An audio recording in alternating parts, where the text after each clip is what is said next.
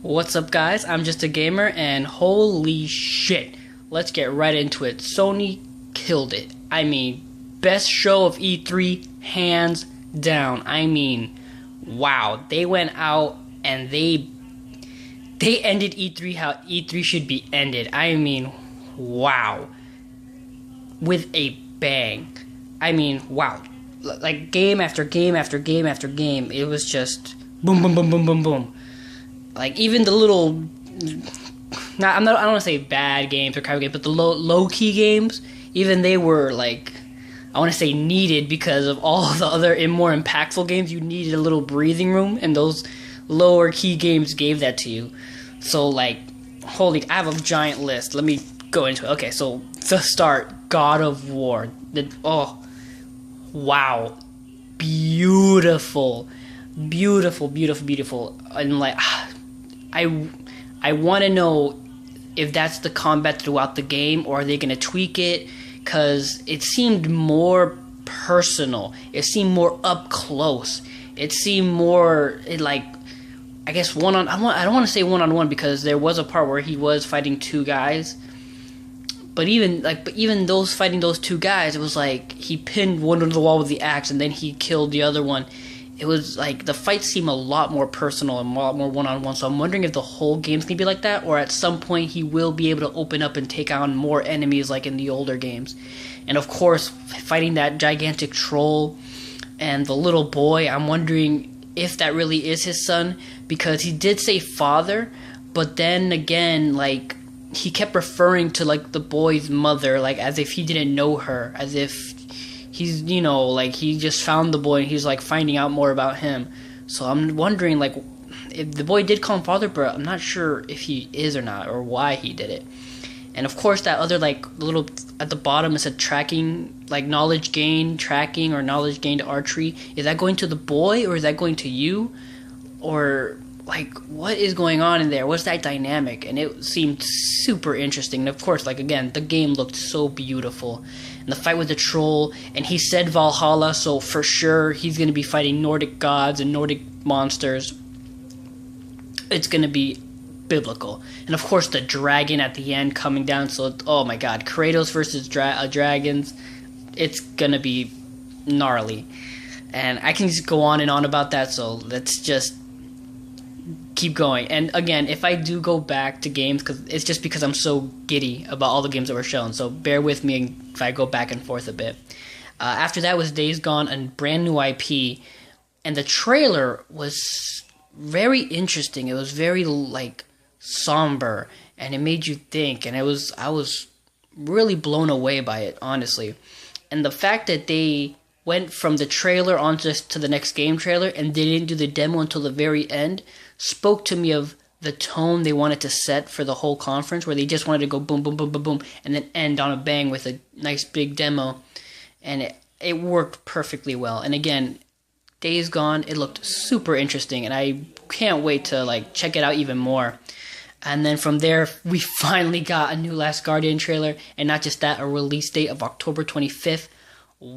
Wow, the whole world just sighed a sigh of relief, because they have been waiting for that game for since the PS3 was announced in 2006, I believe. Or no, when the PS3 came out in 2006, people have been waiting for that game. So for us to finally have a release date, oh my god, it breaks my heart. And again, the game just looked beautiful, beautiful, beautiful, beautiful. And then from there we went into Horizon Zero Dawn. Again, I did not expect the game to even be at E3, because they had already released a trailer a week ago, I want to say, and showed brand new gameplay, even more about the story. So I did not really expect them to be at E3. At the conference, of course on the floor, but maybe not at the conference, but they defied my expectations, and they showed a nice long demo. And I like this demo for the fact that they even showed you the pause menu, and they showed you the map, how huge it's gonna be, and the inventory and the crafting, and like the robotic animals, how they're alive almost, and not all of them are antagonistic towards you, and some you can even that are antagonistic, you can make them like docile, and you can even tame them, which is gonna be an interesting concept for me, or for us to explore. And then from there we went into another game, Quantic Dreams game. Detroit Become Human. Wow. I loved Fahrenheit or Indigo Prophecy, and I loved Heavy Rain. I thought Beyond Two Souls was a gigantic disappointment. I thought they dropped the ball so hard with that. But Detroit Become Human, whoa, blew me away. I mean, this is a game. This is the game they should have made for PS3, and I'm kind of glad they didn't, and they have it for PS4 now because the game looks beautiful. The decisions, like that I guess go zoom out of all the branches you can do, of all the routes you can take. Again, amazing, and like it's just mind blowing. From there, we went into Resident Evil 7, which I didn't even know existed. Apparently, there was a demo called The Kitchen that was released earlier. Nobody knew what it was about. I had no idea. I've never even seen it or heard of it. So I have to go back and check that out. And then the very end, when they just go and it's Resident Evil 7 Biohazard, holy cow! And apparently, it is a sequel to 6, or it's a continuation from where 6 left off in that time frame. So it's in the same world and it's after the events of 6, but it looks like it's going to be a more personal and separate incident. It looks so good and so interesting and so creepy, which is exactly what Resident Evil has been missing for the last 2 titles, because 6 was not scary, and I mean, it was okay, but it was so action heavy. Same thing with 5. It was very action oriented and didn't have that creepy or scary vibe that 4 had captured, and 4 did so perfectly. But this looks to recapture that magic, and it looks so good. Then it jumped to PlayStation VR, which I don't think VR ever demos well on a conference. I was proven wrong in the Ubisoft conference with Star Trek. But again, I can't really say I was proven wrong because it was pre-recorded. It wasn't them doing it live on stage. So I will keep that statement. The VR never demos well on stage. But the games they did show for PlayStation VR actually looked pretty interesting. I probably won't get it because it's $400 and that's way beyond my budget. But it looked really interesting. Farpoint looked really good. It's space exploration, and it seemed good. It seemed like to have like a more scarier vibe, a more isolation vibe, which I'm kind of find intriguing. The Batman Arkham VR, not really sure how they're gonna do that. I loved the Arkham series, but I'm not really sure how they're gonna do VR. I mean, is it gonna be you just beating up guys, or are you detecting? Like, what are they going to do with that exactly? I'm not sure. And then the Battlefront VR mission looked really good.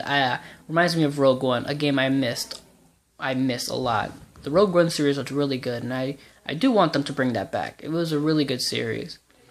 And then from there they showed the Final Fantasy 15 trailer, which looked really good. I have been really skeptical about it since Microsoft's conference when they tried to show the demo.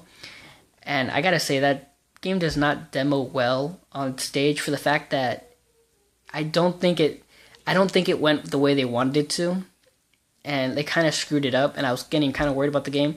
But this trailer gave me a bit more of that hope back. It looked really good and really interesting. And the whole Prompto VR, I'm wondering if that's going to be the whole game or just that little segment. And I'm really wondering about that. If it's the whole game, that's really interesting. But I highly doubt it. It's probably going to be just a little mission or segment or something like that. And then from there, a game that I have no interest in whatsoever, but after I saw it at the Sony press conference, I was jaw-dropped, is Call of Duty Infinite Warfare. I had no idea it was Call of Duty until maybe a minute in. Not even. I want to say a minute and a half in, where I was just like, oh, wait, that's Call of Duty. And holy cow, it blew me away. When the announcement trailer came out a while back, I really said, oh, look, another Call of Duty, whatever. But seeing it running on that mission, or I don't know how they did it, but they made that game look interesting as hell. and I actually feel like I want to try it out now.